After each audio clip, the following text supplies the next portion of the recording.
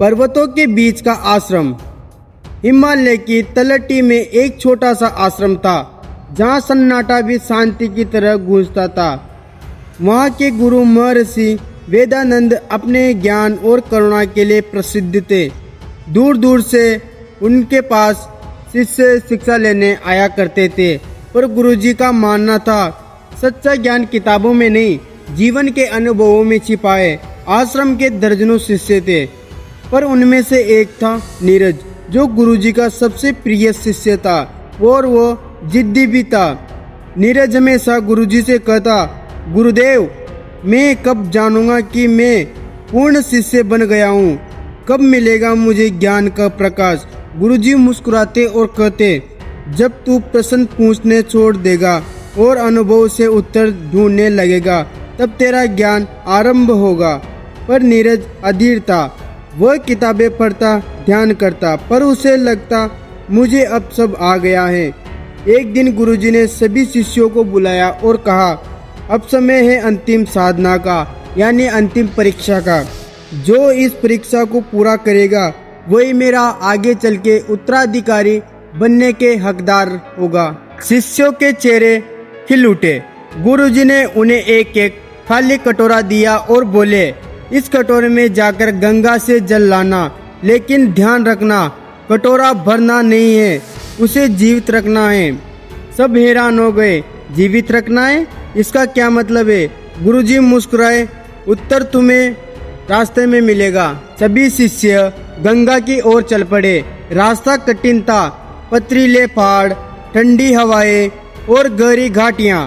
कुछ शिष्य बोले, गुरुदेव ने हमें यह कैसा कठिन मार्ग दिया है? दूसरा बोला, कटोरा तो खाली है, इसमें क्या जीवित रखना है? पर नीरज चुप था। वह सोच रहा था, गुरुदेव का हर शब्द का अर्थ होता है। रास्ते में एक घायल पक्षी पड़ा था। कई शिष्य उसे देखकर आगे बढ़ गए, पर नीरज रुका। उसने अपने कटोरे में पानी भरा और पक्षी की चोंच में कुछ बूंदें डाली। पक्षी ने आंखें खोली। नीरज मुस्कुराया और आगे बढ़ गया। उसका कटोरा अब आधा खाली था। जब सब गंगा पहुंचे तो उन्होंने अपने कटोरे में पानी से भर लिया, पर तभी नदी में तेज लहरें उठी। कहीं के कटोरे गिर गए। किसी ने कहा, अब क्या होगा? गुरुदेव के पास खाली कटोरा लेकर जाएं। नीरज शांत बैठा था।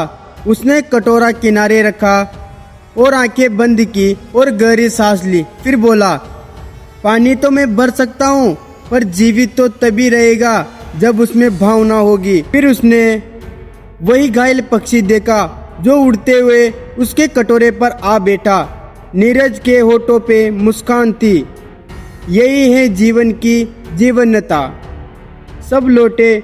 किसी का कटोरा झलक रहा था, किसी का आधा खाली था, किसी का गिर गया था, पर नीरज का कटोरा शांत था। उसमें थोड़ी मिट्टी थी, कुछ पत्ते थे और पानी की हल्की गर्माहट थी। गुरुजी ने देखा और बोले, तो सब बताओ, कौन अपना कटोरा जीवित रख लाया?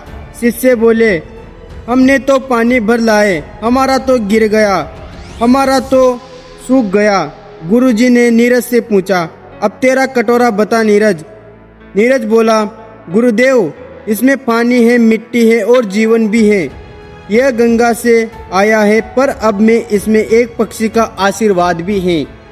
शायद यही जीवित जल है। गुरुजी कुछ बोले नहीं। उन्होंने बस मुस्कुराया और कहा, नीरज, अब तू मेरे साथ चल। वे दोनों जंगल की ओर बढ़े।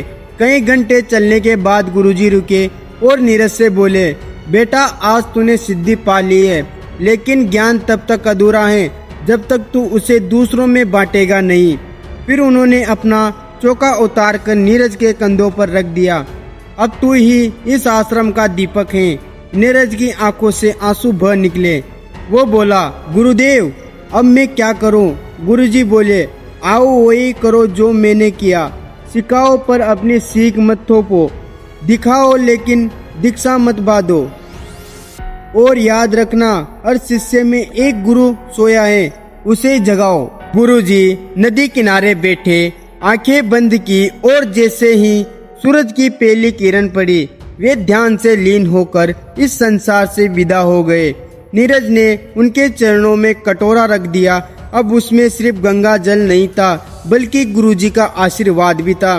10 साल बाद नीरज के अपने शिष्य थे। हर बार जब कोई नया शिष्य आश्रम आता वह उसे एक कटोरा देता और कहता, इसमें जल नहीं जीवन भर कर लाना है। शिष्य पूछता, जीवन कैसे लाऊं? नीरज बस मुस्कुराता और कहता, जब तू किसी के लिए रुक जाएगा, किसी घायल को सहलाएगा, किसी के आंसू पूछेगा, तब समझ में आएगा तेरे कटोरे में जीवन आ गया। अंतिम संदेश, गुरु वो नहीं जो चमत्कार दिखाए बल्कि गुरु वो है जो शिष्य के भीतर प्रकाश जगा दे। ज्ञान किताबों में नहीं दूसरों के दर्द में झोंकने में है। आपको ये कहानी कैसी लगी मेरे को एक बार कमेंट करके जरूर बताएं।